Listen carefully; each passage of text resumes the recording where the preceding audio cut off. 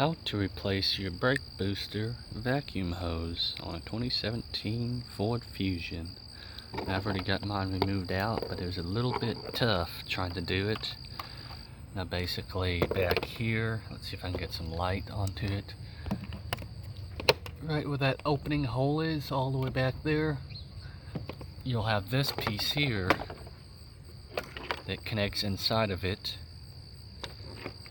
Then over here, this hole here, you'll have this piece here that attaches to it. Now to get this piece off here, there's not really like a tab, but there's like two little pieces here that you want to squeeze together to release this prong here and this prong here. So basically when you squeeze, see, probably not the best video, but when you squeeze these two together, those two tabs will pull outwards away from each other.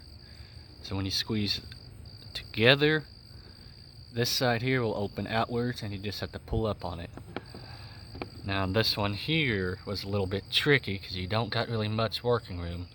I had to kind of grab right about here or so and just kind of wiggle around back and forth, and finally it came out because it's got little grooves on it that holds it into place on it. And when you do remove it, make sure that your little gasket, make sure that you replace that to put on the new one. What I'm going to do is take some oil and just kind of lightly lubricate that, therefore it will go over the O-ring easier. Then you will have O-rings on here. I'm going to go ahead and lubricate those, therefore it will slide in that easier. Alright, so I got those kind of lubricated a little better on it. Now this end here will go into the brake booster. This end here will go into your vacuum pump right there. So to fit that on, all you just do is kind of push it in. Make sure it's all the way up against the washer rubber grommet piece, nice and flush. Make sure this here pushes in all the way until it clicks. Alright, I got that one in all the way. You just feel it kind of slide right in. Putting that oil kind of helped it slide inside easier.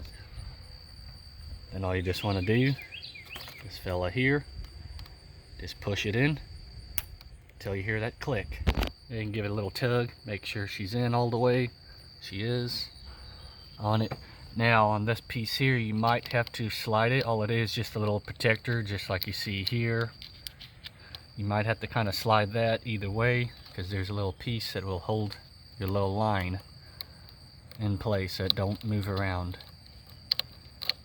You just want to get that into place where it holds it, just like so.